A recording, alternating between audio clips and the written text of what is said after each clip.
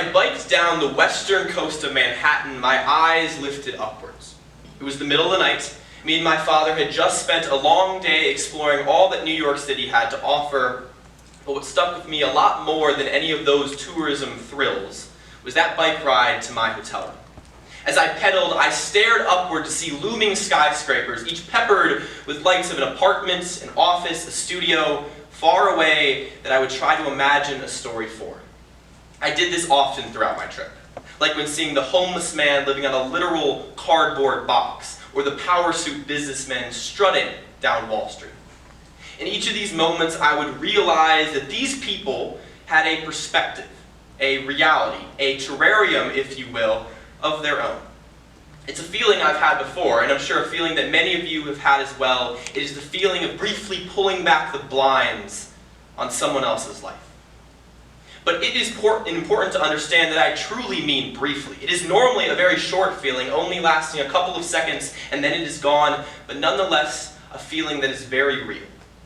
It is the feeling you get when you see a far-off apartment window light up in a big city, or when you see dozens upon dozens of cars drive past you on the interstate, or when you throw your graduation cap up in the air to see hundreds or thousands of caps just like yours being thrown into the sky as well.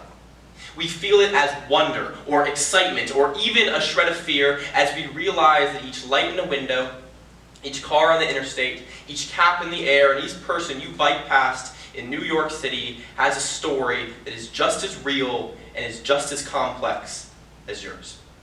Now hold on to that. Hold on to that story and that feeling, because now I want to share with you another one. Jean Piaget, a Swiss psychologist who lived in the late 19th and 20th centuries, pioneered the theories of human cognitive development. But more importantly for our purposes today, the concept of egocentrism. Now, egocentrism is the term used for a child roughly ages 2 through 7 and their cognitive inability to understand a perspective outside of their own. Now, I'll show you what I mean. I first understood this when I was a freshman in high school. I was volunteering at my church's preschool childcare, a room full of 5-year-olds. And every week I would sit down with these kids, and every week this little girl, I don't remember her name, would stare at me for a good long while and then say in almost a shout, "Nathan, you've got a lot of acne." Now, as horrible as this made my acne-prone teenage self feel, I can't hold any of what she said against her. To her, she was just making a harmless observation, completely ignorant as to how what she said would make me feel. And that's exactly what egocentrism is. It's the inability to understand someone else's perspective. Going back to my trip to New York, however, the city was breathtaking.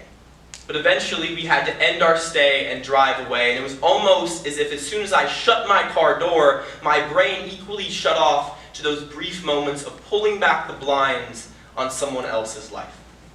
I forgot all about the possible intricacies of their stories. The homeless man living in a literal cardboard box was simply someone I walked past. And the light that was switched on in an apartment building 50 stories above me was simply a light. I forgot the story behind all of it because I was too focused on my own story. I like to believe I'm grown up. But if we put both of these stories together, how can I? Because if I believe that my life is superbly complex, then why would I want to consider yours for any valuable amount of time?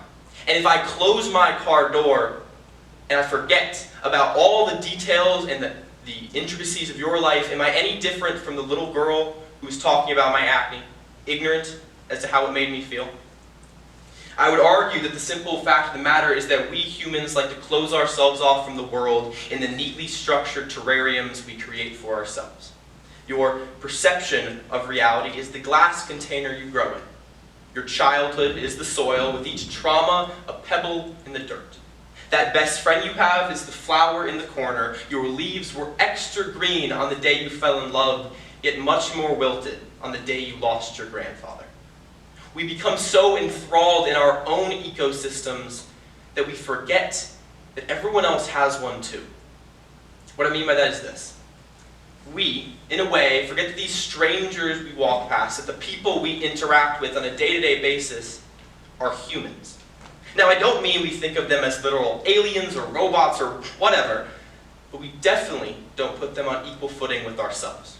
And why would we? Because if I believe that my life is superbly complex, then why would I want to consider yours for any valuable amount of time? And so then constantly being able to see past your own terrarium is the first step into actually understanding that these strangers are humans. And it opens the door to all the little things we should be doing to affect each other positively.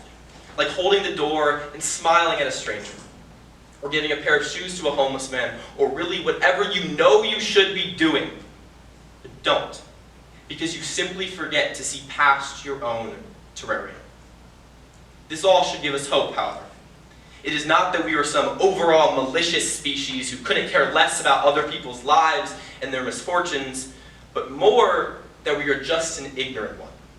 Because in the moment that we actually and deeply comprehend that each person has a story, just as strange and as meaningful and as complex and as real as our own, is also the moment in which we show empathy towards them.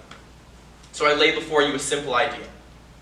Work to constantly remember that everyone is just as complex as you, and then let that feeling guide you to actually treating them as such. And so in conclusion, remember that the woman you walked past on your way here today might have broken up with her longtime boyfriend last night. That the professor who never praised her work on time might be contemplating suicide. Everyone has a story. Everyone is complex. So don't be foolish enough to believe that yours is more interesting or important or detailed than the rest of ours. But most importantly, don't let your own terrarium keep you from watering someone else's. Because that's the mindset of a child. A child who is cognitively incapable of anything else. That little girl in my preschool class had an amazing excuse. You and I do not have that luxury. And so if we are to believe that we are grown up, we should start acting like it. Thank you.